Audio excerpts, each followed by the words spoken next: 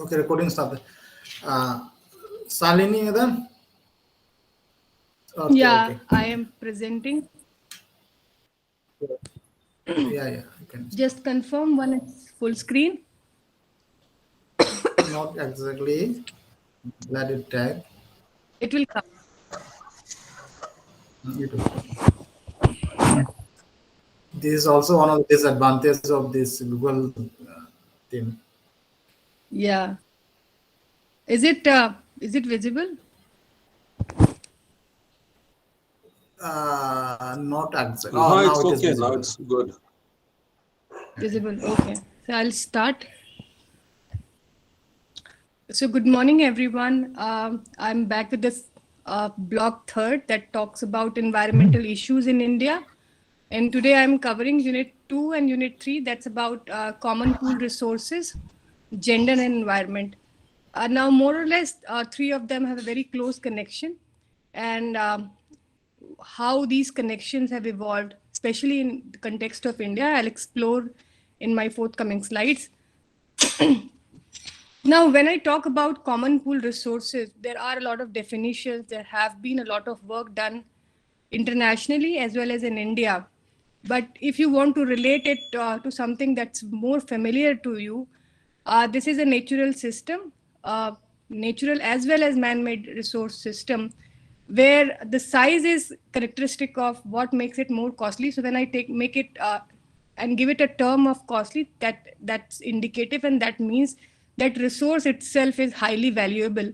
So here, anything that is closer to you, for example, in urban areas, your parks, your playgrounds, in rural areas, the pastures, the forest lands that are being accessible by local communities for their subsistence demands. These are all common pool resources where everybody can actually use these resources for their benefits. And there are it's though it's very valuable, but there are a lot of potential beneficiaries, as I mentioned, and they use it in different ways for different benefits. So this can be for nutrition, food security, it can be for water resources, for water benefits, for livelihood benefits, and so on and so forth. So there are typically a core resource in when we talk about common pool resources, and there are different stocks that are available in these common pool resources, and there are also limited quantity of extractable fringe units. For example, if you talk about natural forest in India, there are core resources, and these are distributed in different categories of forest. If you talk about forest resources in India, they are into reserve forest categories, protected forest categories, and also in some of the states we also have community forest areas. So there is a limited quantity of resources that are available, and these are extractable. For example, in community forest areas, there is a plenty of resource that one can extract, and there are some regulations that are imposed by communities itself. As I discussed in my previous lecture also, how communities extract is very much guided by their right-based approaches and indigenous ways how they extract them. So those indigenous ways and regulatory aspects ensure that there are proper extraction approaches. And there is a huge talk about sustainability of common pool resources. There are larger common pool resources as well, where everyone has their stakes. When I talk in the larger context of the world, the oceans, the marine areas, the fish stocks, and also like the bigger areas like Antarctica and Arctic, where the larger countries have their own resource and stakes. But at the same time, we need to keep in mind that these resources are to be extracted and used in a very sustainable manner, so that they are also kept for extraction and sustainable utilization for future generation also. And in this way, core resources can be preserved and protected for consumption in a very long period of time. As I mentioned, no individual has any exclusive property rights to these resources, but at the same time, everybody has right to extract it, something sustainably out of these resources. Now, I also spoke about common village land and commons. Uh, there are resources accessible to local people as well as people who are not directly linked to it, but mostly these resources are extracted by people who are living in these villages and in these are part of these communities. So many times there is a place-based attachment also. Communities are attached with their common property resources. But at the same time, no single individual of these villages or these areas are having exclusive property rights. And hence, these resources are called common property resources, where everybody has a stakeholder, but not a single individual has exclusive rights on these resources that are very valuable in nature, because they have immense ecosystem-based services that ensure human well-being. Now, there are legal sanctions or official assignment given to village panchayats and communities of the village. Here, I would like to discuss the common property resources with reference to one panchayats in Uttarakhand. Uttarakhand state of India has about 16,000 plus villages. And at the same time, a lot of these villages have one panchayats. So one panchayats are legally recognized, and one of the legal policies and acts of forest, that was One Panchayat Act 1927, actually recognizes, so that ensures and displays that actually common property resources were well recognized and acknowledged even during the colonial times. And the beauty of these one panchayats are not only there is a lot of enforcement of regulations, how to rotationally harvest these resources, how to ensure that certain patches are conserved and kept closed for a certain period of time, so that community and local people get enough of resources for the future as well. But women also have a very important role to play in conservation and common village lands or village commons. And I will discuss about this in my next coming section of this presentation. But it's important to know that whenever we talk about one panchayats in Uttarakhand, Mahila Mangal Dals or women groups and Yuvak Mangal Dals or youth groups have very important role to ensure that these forests are regulated in a very appropriate manner, while women don't have decision-making rights. So this makes this entire common property resource very much a people's resource, where there are community rights, but no individual rights can be sanctioned and practiced. So common property resource are basically a resource characteristic. So there are two important terms that might come when you read these topics in literature, and there are ample number of publications in India and internationally. I'll talk about them in coming slides. These are the common pool resources and common property resources. So don't get confused with that, because common pool resources are basically a resource characteristic about a common common property or common pool natural resource, whereas common property resource is a property right regime. So the only difference is the resource characteristic and property right regime that is practiced on these resources. Now, resources are basically, if you see, are categorized in four important parts. One are private property resources. Our private properties are our houses, or if we own a small patch of garden somewhere or agriculture land.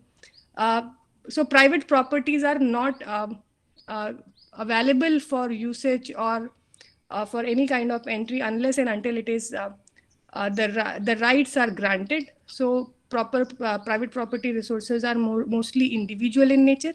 Then we have state property resources. In India, there are a lot of state property resources, especially forests are given state property rights.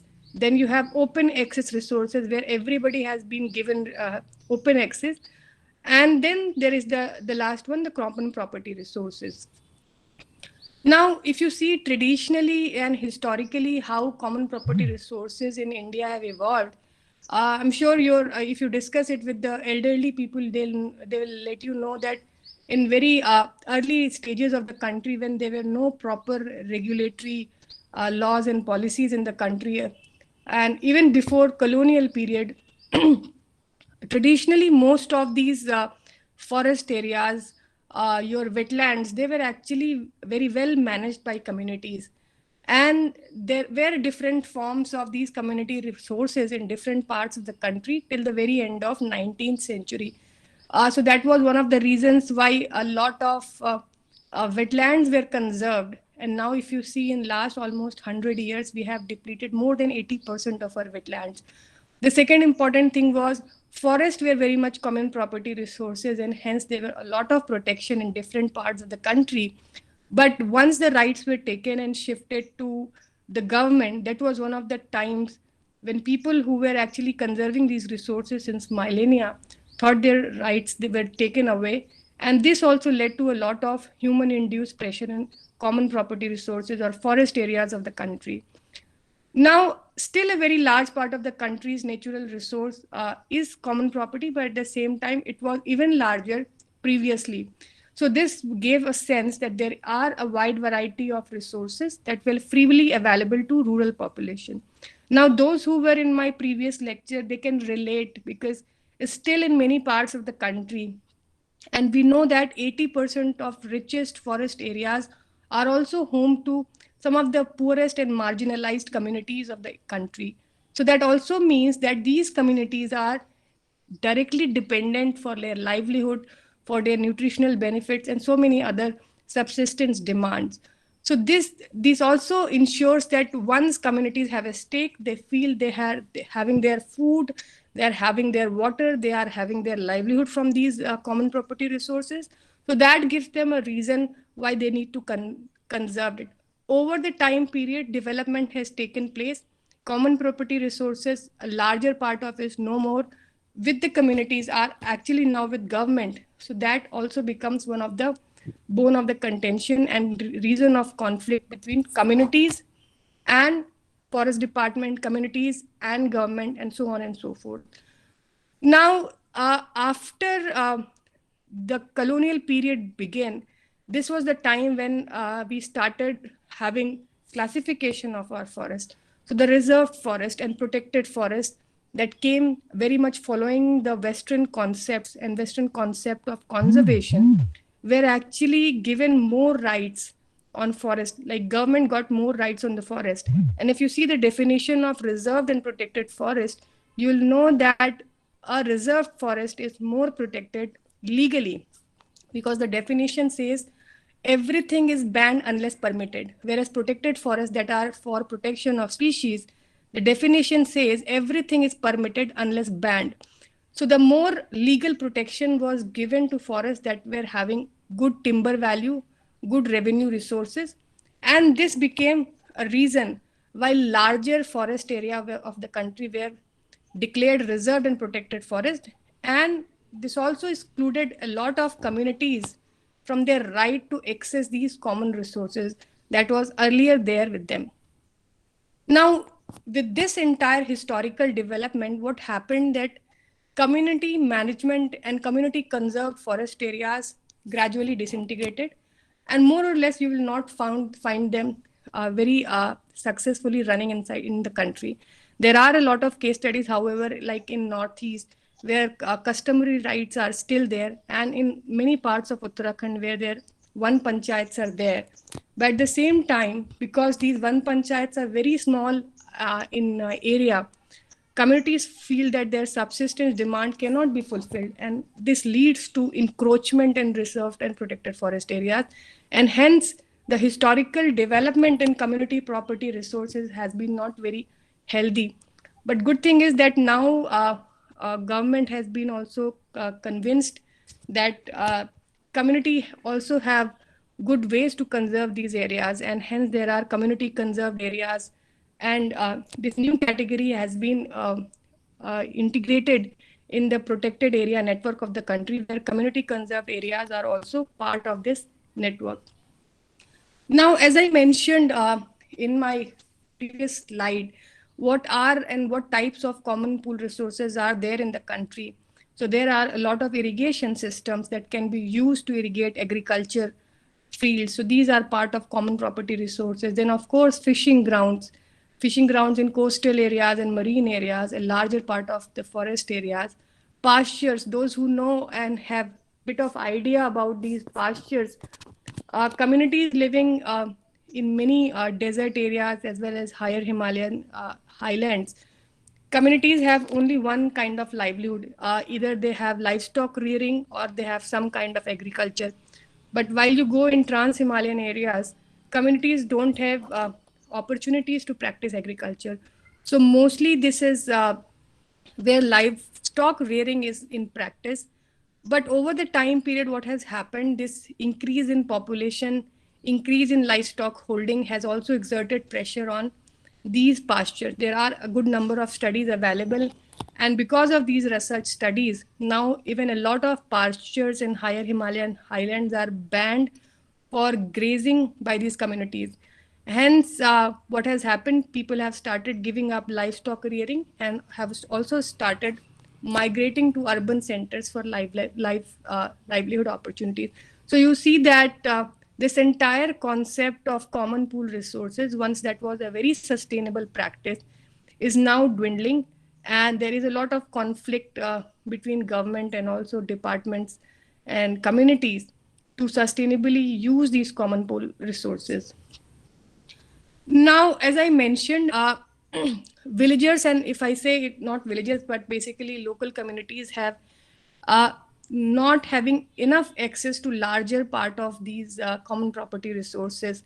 There are specific categories, for example, pasture and grazing land and village forest.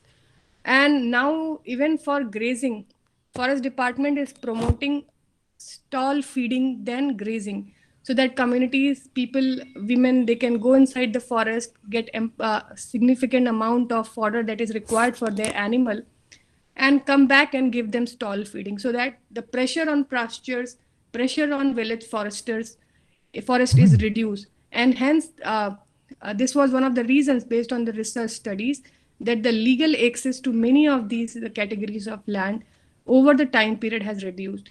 Now, a second important area is still a lot of categories of land is not having any private or community ownership, I should say. For example, India has a lot of barren land. A larger country is also having a lot of wasteland. I discussed about this in my previous lecture. Then culturable wastelands, non-agriculture land. So this is all now with the State Revenue Department or Forest Department, but not with the community. So earlier, when it was with community was using measures to restore these land by doing some kind of plantation or restoration for their own benefits. But because now these lands are not with the communities, but with State Revenue Department or Forest Department, it becomes responsibility of these departments to actually take care of these lands. But still, as I mentioned, this was also part of one of my studies. It doesn't depend for the community what kind of legal category of forest or land is around them. So if they have a requirement for food, they are marginalized in nature, this leads to pressure on these lands. So even if it is a protected area or reserve forest or community forest, it doesn't make any difference for the community. If people are poor and they want resources, they will encroach these lands and get their resources for their subsistence lifestyles and subsistence benefits. Now, as I also mentioned in my previous slide, CPRs don't have exclusive property rights. For example, if there is a grazing of cattle in a certain area, so the entire community has some traditional practices and some traditional rights, which represents their common rights or private property in certain situation. But this depends on situations, and it depends on how community consensus is on these certain practices. Now, this is very clear. If you talk about common property resources, the resource stakes are with community, and at the same time, how to manage these resources also stands with the community, with wherever these limited CPRs are in the country. As I mentioned in my previous slide, there are still a lot of subsistence requirement of community that they get from these CPRs. So if you talk about forests, these are some of the provisioning benefits, direct use benefits that they get from the forest areas. If you talk about a wetland, for example, I take example of some good wetland in down south or higher Himalayan region, you'll find communities get good amount of good fishes. They also get good irrigation support. Then they also do some kind of this irrigation supported good agriculture. They also collect some of the other resources, NTFPs. They also grow some other plants that can get some livelihood benefits to their community. So all in all, there are good provisioning benefits to the community that they harness. But other than that, there are other regulating, supporting, and cultural benefits that are helpful for their human well-being. Now, if I talk about common property resource management issues in India, there has been a lot of significant work in India.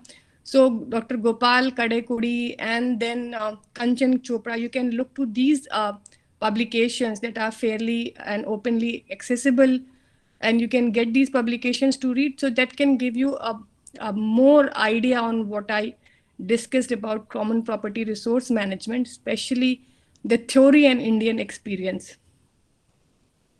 Now, the bundle of these rights, especially linked with common property resource, are related to their access to community, withdrawal from the resources, how much they can extract, how they can manage, what is exclusion, and how alienation rights are practiced. So this is one of the publication that I referred by Gallic and Jagger that talks about bundles and duties and rights on natural resources, especially related to right regimes. So when I talk about common property resources, the right to enter has a defined physical property, especially in CPR. It's mostly community people who have this access to the resources. And if you have some good experience of working with the communities, you will understand how passionate communities are about their resources. And sharing one of the stories from one of the Mahila Mangal Dal meetings, where women are directly involved in decision making, not exactly decision making, especially taking action on reducing encroachment of other community, other village people, the neighboring villages to these forest resources. They ensure there are penalties imposed. They ensure that their tools, for example, their sickle and other axe and other things are taken away if they entered these forests without proper permissions. So the access to resource is very much with the communities, those who are active stakeholders. Then withdrawal, the extraction of resources from the communities, again a right, but at the same time this right is to everybody. Everybody has equal rights in the village to extract resources, but at the same time, if there are certain bans imposed for rotational harvesting or rotational grazing, everybody has to follow that that approach and that ban. So if somebody tries to actually go without permission and extract resources from these closed areas, again there are a lot of penalties that are imposed on these individuals. So the third important area is management, the right to regulate and how to modify these resources are for making improvement, again lies with the community. And these resources are not open to people from other areas. So these are restricted access areas also. Somebody coming from outside, and if they want to extract resources, they have to take permission, and this permission can only be granted if community feels okay with these requests. And the last is alienation. One cannot sell the resources unless and until the permissions are there. For example, if somebody is harvesting fodder for selling, for getting livelihood, there has to be this permission for everyone, and it depends on how much resource is available. Similarly, for NTFPs, for wild fruits, wild edibles, so these all resources are for household consumption, not for larger livelihood benefits. Now, the important aspect of common property resources in the country is that unlike open access resources, in the case of CPR, only the members of concerned group have right to actually use, and also right to exclude non-members or outsiders. Even the use of authorized users are regulated, and at the same time, common pool resource can have any of the above 4 property right regime that I have discussed: the private property, the open access one, the one state property resource. So there can be any 4 property regimes in cases of common pool resources. And The common pool resources are subtractive and are having the characteristic of public goods such as indivisibility. And these are also the areas where exclusive groups which have some kind of community rights can actually utilize, protect, and develop them. So this was basically for common pool resources. Now, the important area is who are the actors who are actually shaping up, managing, and protecting these common property resources. So now there are government actors, the most important one, who are having and making these important policies, important acts. For example, Wildlife Protection Act 1972 that implies on a lot of reserve forest areas, protected areas, and even in village forest community lands. So they have to follow Village Wildlife Protection Act. Then you have Environmental Protection Act 1986, and then Biological Diversity Act 2002. And there are so many other acts, policies, and regulations that are framed by government actors to ensure that these resources are sustainably used and managed for future. Then we have corporate sector actors. Now, when I talk about corporate sector actors, here comes the role of all those areas where forests are diverted for non-forested purposes. So when I say forest being diverted to non-forest purposes, these are the forest areas diverted for mining related activities or thermal power plant or any LNG terminal or port and jetty. So there are n number of these areas where corporate sectors actors are more they have more stakes because the forest have been taken on lease, it has been diverted for non-forested purposes for development.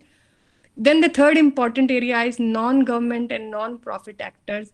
They are important because they have huge involvement with communities, and they also come up with a lot of measures to ensure livelihood benefits to local people and also ensure how forest can be conserved.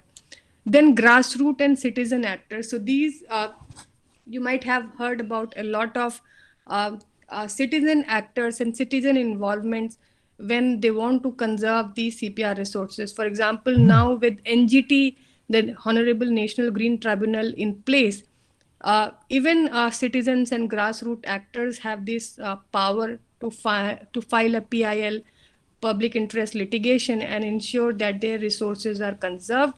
And Honorable Supreme Court, High Court, as well as National Green Tribunal is active to make decisions to conserve these local resources. So their example of their roles are regulation, advocacy, enlightenment, mobilization of resources, coordination among communities and government line department, enforcement of policies, arbitration, collaboration. So there are independent action by these actors, and as well as there are a lot of coupled and cumulative approaches where these all roles are played together with them. Now, when I talk about problems of CPRs, I think that's very much visible right now, where population is rising very fast and we have limited resources on this planet. Congestion, overuse, unsustainable extraction, pollution, destruction, uh, uh, crossing the carrying capacity, bearing capacity of landscapes. So these are some of the significant problems of these CPRs right now that they are facing. There is one example that is provided here, overuse of fisheries. We know that overuse of fisheries might lead to a lot of bycatch that goes waste. If I talk about mountains, you see a lot of these resources like lichen used in masala industry and incense and perfumery industries. COVID resulted in a increased harvesting of a lot of medicinal and aromatic plants. The story of Kira Jadi in South Asian countries, where these alpine pastures are thronged by thousands and thousands of these local community people for harvesting of these resource in threatened and fragile landscapes, have resulted in destruction of these CPRs across the country.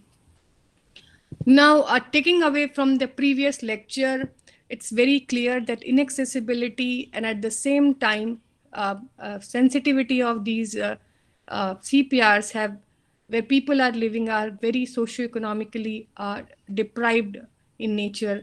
They have already degraded the forest, and with increasing population and limited resources, there are situations and conditions where further exploitation will lead to eroding living standards as well as ecosystem stability in these areas. And these are all the areas that are fragile and sensitive that we discussed in my previous talk.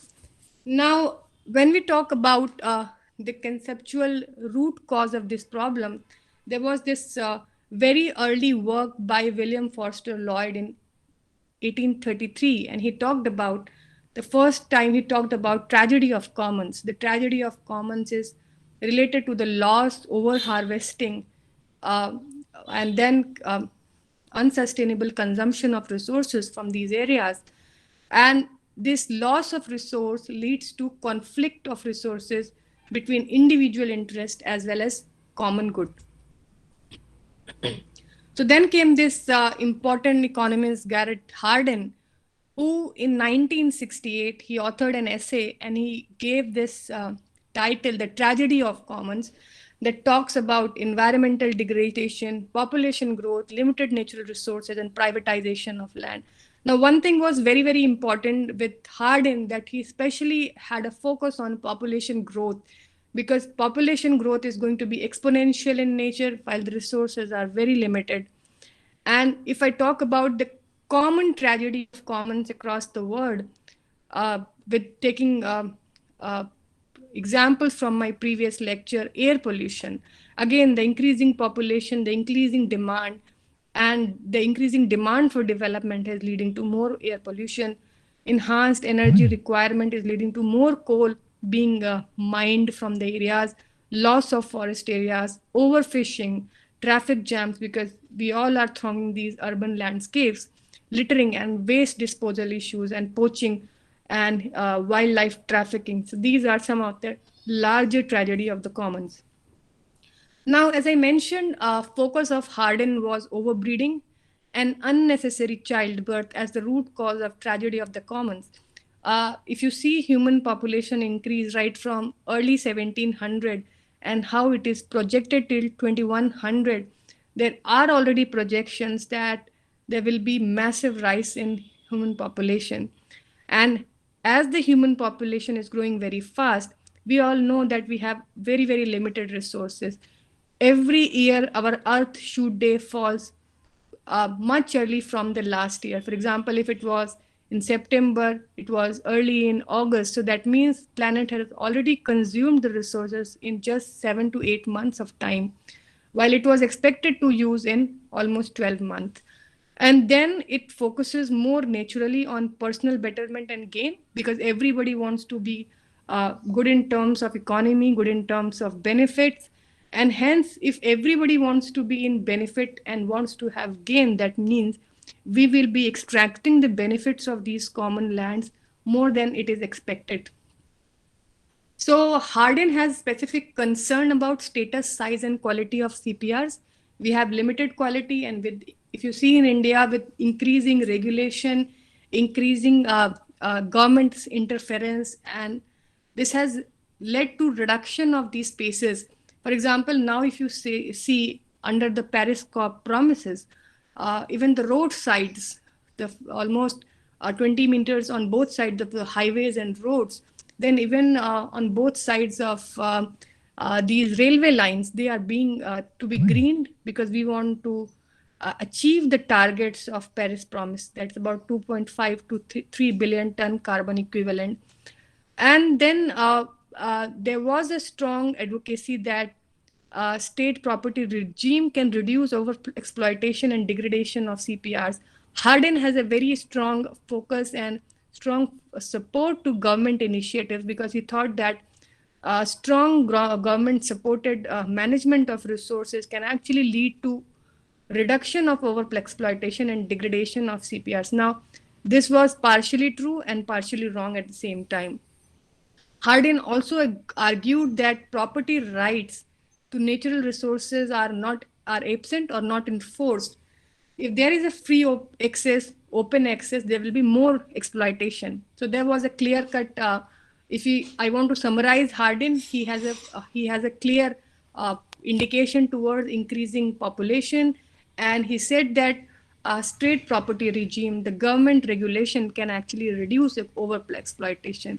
Now, if you see the 1968 essay by Hardin has still relevance, where Paris Agreement is actually manifestation of what Hardin said. And here, despite of government intervention, where even government is trying to regulate and use these common property resources for the benefit of the country, for the benefit of the larger world, to ensure that we are under 1.5 degrees centigrade or 2 degrees centigrade, we are still at loss. We are still at loss because we are not able to reach 1.5 degrees centigrade. I mean, below 1.5 degrees centigrade. And if I try to touch it with the last Glasgow COP that happened, we started somewhere at 2.5 degrees centigrade, but by the end of Glasgow summit of COP, we were somewhere at 2.7 degrees centigrade. So this is a very, very significant connection of what Hardin talked about CPR and how significant it is even in present day context. Now, Hardin, in terms of common property theory by Hardin, he very unjustifiedly he assumed that all resource users are selfish in nature, while that's not true. And common property resources are open access resources. Again, they are not, because most of these communities who are living or dwelling close to these resources were actually very responsible consumers. They were making sure that these resources are conserved. And at the same time, as I mentioned in my previous slides, it was not an open access resource. It was having limited access by community. And this was also governed by a lot of regulations, informal practices and informal regulation that communities were taking care of. Now, therein is the tragedy where when tries is taking this system to increase its requirements. For example, here he gave the concept of, for example, there is a person who wants to increase his herd, and to improve its benefits, to improve the gains, he increases his herds without limit. So what will happen over the time period? Ruin is the destination towards which all men are rushing to for the best of their interest, for best of their gains. But this freedom is basically that will bring ruin to everyone.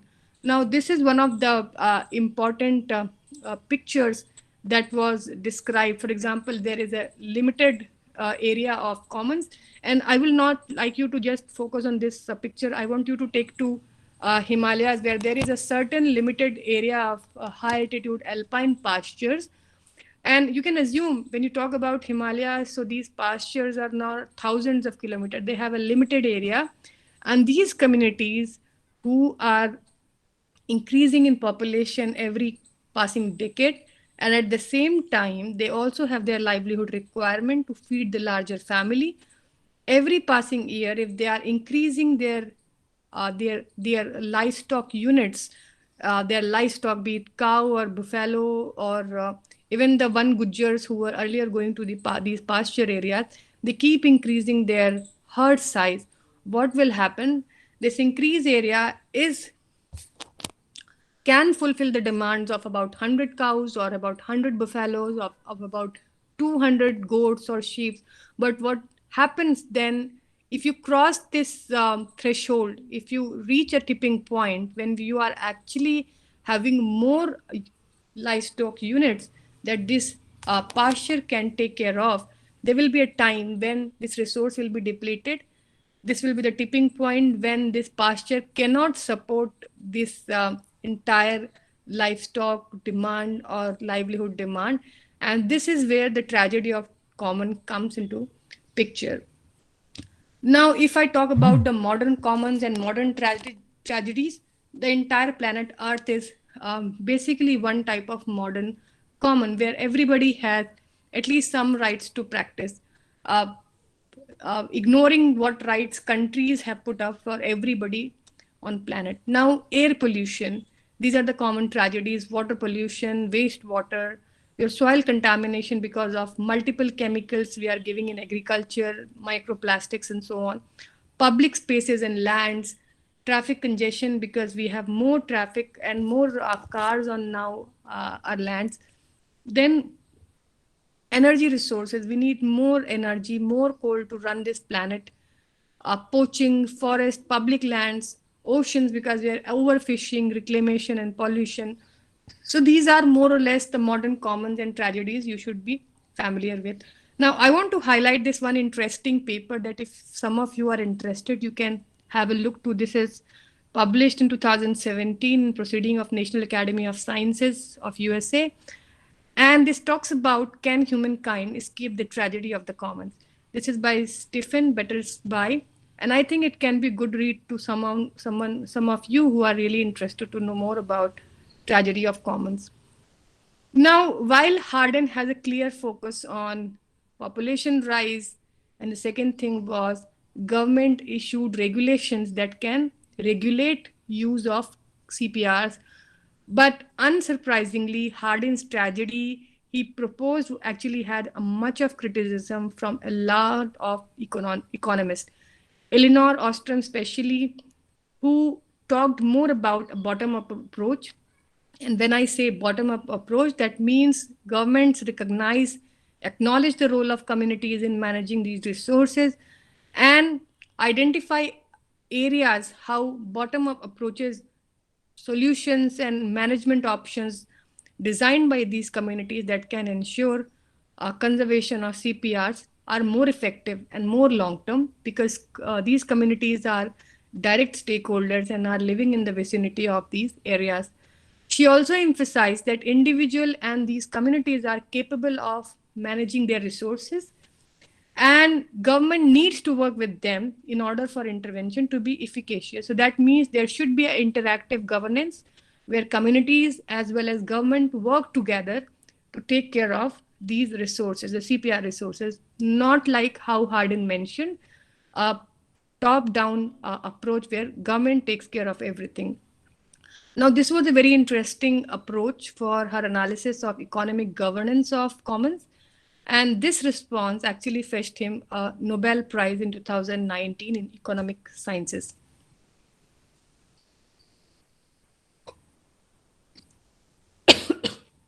Sorry. So the points to note about CPR here is the tragedy is a metaphor, what even one of the economists, Alfred N. Whitehead, called the remorseless working of thing. And Hardin's aim was to draw attention to problems that cannot be solved by technical means. Here, it is more about changing the human values, the entire thought process, and ideas of morality to take care of CPR and CPR related issues. And of course, he focused on population ground, that is life support system, and again, a very critical issue for present times. Now, going a bit detail on common property management issues, there are three important models. In very brief, because you don't have to go much in detail about CPRs, but this is something that will be relevant when you write your question papers. There are three important approaches. The first one is the capitalist model, where it talks about privatization of public resources for management. The second one is socialist model that talks about nationalization of public resources so that everybody has an equitable strategy. There is an equitable strategy and everybody has a fair chance for resource management. Now, last one is the anthropological model, and that's more of a communal system of management as the best solution. So I leave it on you maybe to discuss and think further after this class, like which can be the best model, or you think interactive model, interactive approach that actually talks three of them together can be a best solution for management of CPRs. Now, the another important aspect is because CPRs are very place-based resources, so something that is very fit on a solution that is fit on management of forest cannot be successful for wetland. So kind of a customized model can be a best approach for successful management of CPRs. If I talk about India, the key issues are though women are strong partners in CPR management informally, but formally they don't have any decision-making rights. Then the second important area we have diverse land tenure systems, and we don't have any common management, and we don't have very customized policies. So something like a one t-shirt fits all approach doesn't fits for having a good management solution for CPRs. Hence, this is one of the important key issue. We don't have sufficient inventory and mapping of community forest land, especially if you talk about northeast and eastern Himalayas. We have significant amount of customary rights and rights on land. So these are not appropriately mapped. District council many times don't have technical expertise, especially for forest land conservation. So that's another key issue. Then we have lack of convergence of government line departments and their approaches. For example, the forest department, agriculture department, soil and water conservation, they all sometimes worked on similar approaches. For example, integrated watershed management or soil conservation, forest department efforts on forest conservation. But there is a lack of convergence that lacks in having a better outputs. Then present arrangement of forest has been weak because it's more revenue centric approach where we talk more on production than protection. So this becomes another issue, and I discussed about it, how even the definition of reserve and protected forest are so different. Then people centric approach, lack of community involvement, lack of indigenous and local knowledge systems in scientific approaches and forest department conservation efforts is something that is highlighted as a key issue of CPR management in the country. Then poor participation. We don't have enough of community participation in restoration efforts. So this becomes another important issue. So when I talk about the larger issues in common property assets, why recourse to political organization? What are the public goods or public bads? This needs to be well understood. What can be the private solution?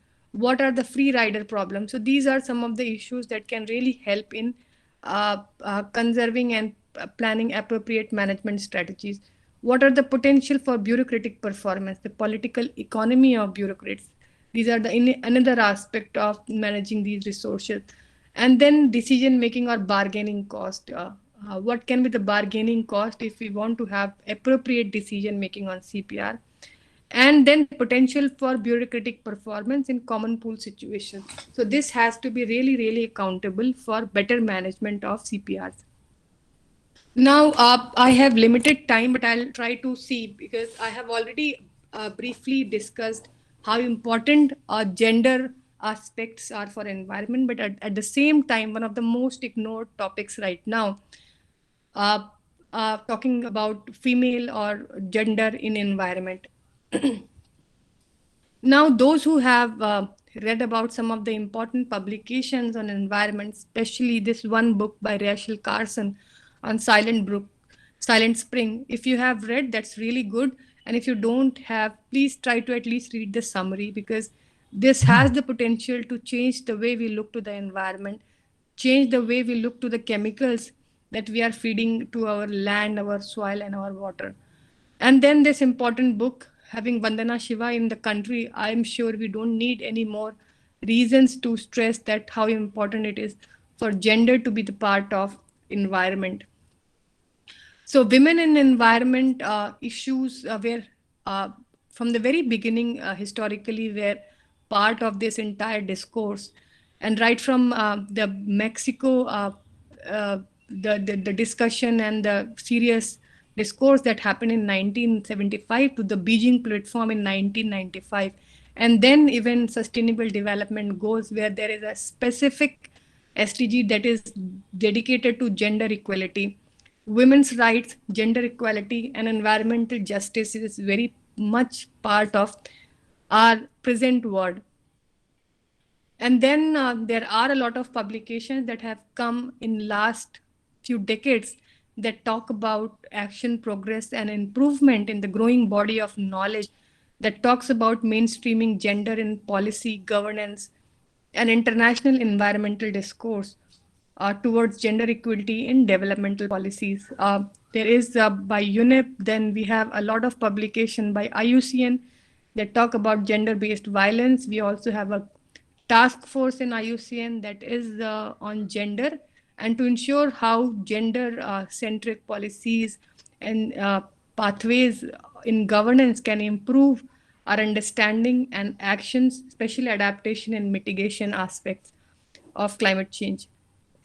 Now, coming from a country that has been pioneer in gender-centric approaches to environment, be it Chipko Andolan in Chamoli, or these recent Padma Shris who have earned their and who have earned these important national level awards because of their services for conservation and management of these resources, and our own cultural heritage where spiritual ideas and religious practices have always supported women being center of conservers of nature and natural resources. One of the important Nobel Prizes given to Dr. Wangari Maathai on planting millions of trees across Africa is one of the important examples to showcase how gender has been one of the important aspects of environment. Women, if I talk about my studies in different parts of the country, I have faced that women are directly linked to the environment with the kind of empathy and sympathy that they bring to environment and natural resources. Hence, if someone encroaches their forest lands, that they are not even decision makers, they feel really agitated, they really feel angry if somebody wants to encroach these lands that have been conserved by them by in years and years. So this is an important idea, and even what I have felt in my research, that whenever you involve these capacity building programs or awareness generation, there are more of women than men. That shows that kind of interest they have to contribute to the environment conservation at local level. Now, women historically and more by their how they have their own nature and built up are more responsive to changing behavior towards more environmental friendly practices, and also to keep in mind women are the ones who are the most worst hit because of any natural calamity, be it disaster, be it climate change, or be it resource depletion. So there was this important study by Euro Survey that was taken care in almost 2019. There are about 58% of women who are taking personal action. There are women who actually reduce home water consumption, and there are only 15% of men in comparison who are taking personal action. So even if you compare, you will always find that women are more clear about why they need to conserve their resources. So the consumption of water patterns are also quite different how women and men handle it. Survey shows that it was possible to identify and collect people-oriented environmental indicators. So these were all gender-based environmental indicators. Even if you see in your households, women have more tendency to recycle products, be it papers or plastics or cans and clothing. They want to recycle and reuse it. Whereas in many cases, it's not to undermine men, but there is this correct notion that most of the waste management issues are there, and that shows the relevance why even men need to have a women centric and the way women think about these resources and recycling and reusing of resources. And as I mentioned, recycling data also suggested that behavior of men who live alone were worse than if women also lived in that household. So that's a more consistent behavior of women. At the same time, this one woman that is in the household is a responsible person to take care of the resources. Then energy conservation measures are also like women are likely to be more proactive to take care of reuse and wastage of energy. So behaviors and consumption of people are a primary cause of environmental damage, and that's very clear from our almost last 1 hour of discussion. And decision and behavior of women and men have different impacts on the environment, and they very differently respond to policies of behavior and consumption. And the black box of how women and men respond to climate and environment requires very gender disaggregated environmental statistics. So now even a lot of international organizations are very closely watching how women get affected because of a different environmental issues and disasters.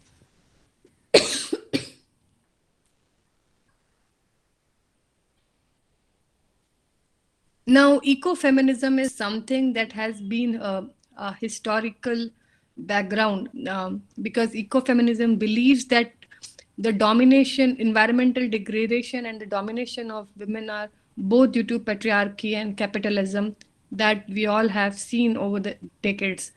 And it also depends on how our value system is changing. So that also leads to more consumptive behavior of people, especially men. While ecofeminism talks about cooperation, non-violence, and sustainability issues, and that has been already there in our culture, and how women, I don't need to preach it and tell you how women are taking care of these resources. Now, I talked about Chipko movement, where women were more concerned about these outsiders coming and logging their forest, and how they saved by embracing the trees. And then in 1977, the Green Belt movement that led to planting millions of trees for reduced desertification and deforestation.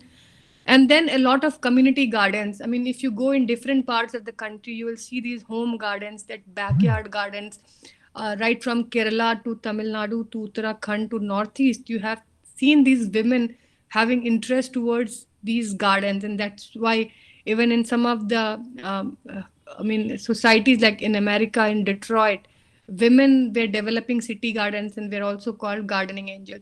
So there is already a history, and a very important history or ecofeminism, and that can set up the mindset for the future.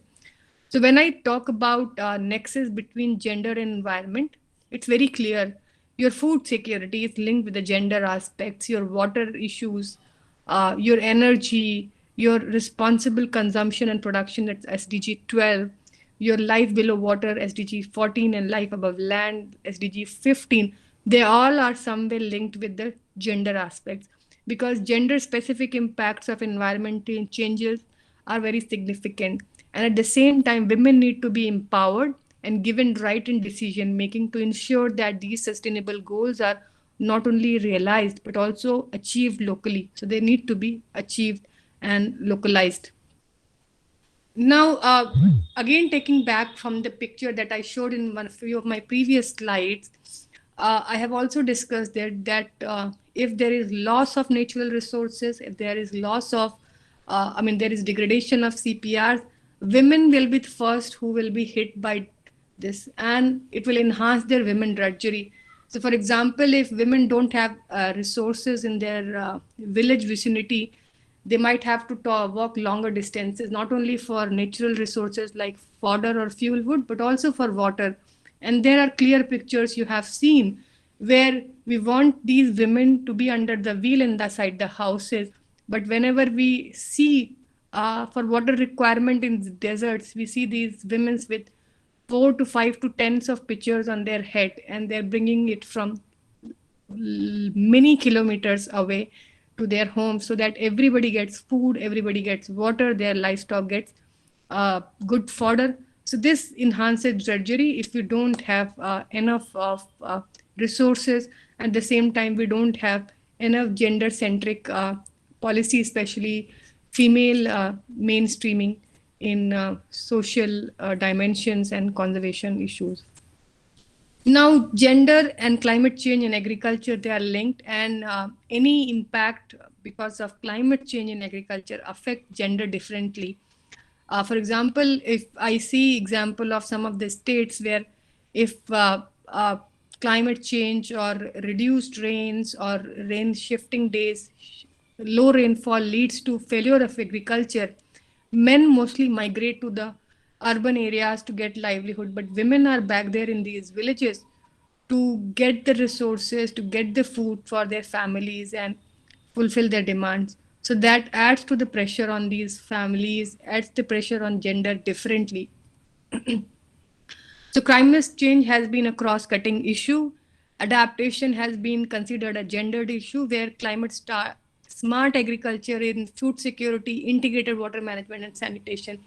Agriculture that was more climate adaptive a few decades back has shifted to more crash cropping, has shifted to more water intensive cropping, has shifted to more climate intensive cropping, because more men are into farming, and more less women are taking care of, and less women have decision making approaches and decision making power to actually say that organic agriculture is much better. Because if women are there, I'm sure they understand that how harmful these chemicals are for their families and for their children. So that makes even gender adaptation a gendered topic. Then mitigation, again, the lifestyles, how we talk about soil conservation, clean energy, forest conservation becomes mitigation also a gender topic, because women are directly in touch with all these issues that we are talking here, and is very relevant in this context. Now, there is a requirement that climate financing, because Glasgow was more about climate financing and we couldn't discuss much, but the next COP will be more about climate justice and climate financing. So there should be more gender responsive climate financing and climate budgeting to ensure that women get the benefits of this entire dialogue. Then capacity building, as I mentioned, regarding consumption and production choices, gender equality. If you start preaching and if you start teaching the women, it goes much beyond than what you teach a man and how it takes back to the family. So that is the difference that needs to be well understood and that needs to be well integrated in our approaches. So where are the barriers in mainstreaming gender equality? As we know that environment and human rights are one of the fundamental rights and prerequisites to meeting sustainable development goals around the world. We are doing this intergovernmental panel report for sustainable use of wild species, and there has been a lot of talk on gender mainstreaming, especially how women see issues and what is so relevant in terms of sustainability that needs to be well understood. And this can help in reducing the barriers and removing the barriers in mainstreaming gender equality. Planet is the fundamental resource, of course, and which people rely for prosperity. Hence, there should be no disparity and unbiased, equitable sharing of benefits between both the genders. And we also know that gender influences the impact of people on the environment, impact of environmental degradation on people, and access to power over natural resources. So mainstreaming gender equality in decision making can take care of at least certain issues. And if both the genders are on decision making platform, I think the decisions being made will be more unbiased and more sustainable in nature. So the first and most important is the unequal and insecure rights over land. There are legal and social barriers, then there are traditional and cultural norms that needs to be addressed. Then underrepresentation in natural resource decision making and leadership. If we talk about village panchayat, we talk about district panchayat, or we talk about even our parliamentary affairs, we have underrepresentation in most of the panels where women are represented appropriately. Then even in scientific discourses, we see more underrepresentation of women. So this underrepresentation, if this can be balanced, this gender enabled, where equal partnerships are there, more transformative power can take place and more transformative decision can take place for ensuring sustainable environment for future. And of course, not to miss gender-based violence. We have enough of examples of that. It has complex links and it is a tactic to silence the dissent. That's one of the important barriers that has to be, addressed to ensure that women are participating in transboundary policies. Women are participating in domestic environmental related policies, gender equality, and women empowerment for addressing these major issues. With this, I come to the end of this lecture, and I thank you all for your patience. And I hope this addressed some of the important questions and contexts that are in your syllabus. And if you have any questions or comments or suggestions, I am happy to have them. Thank you.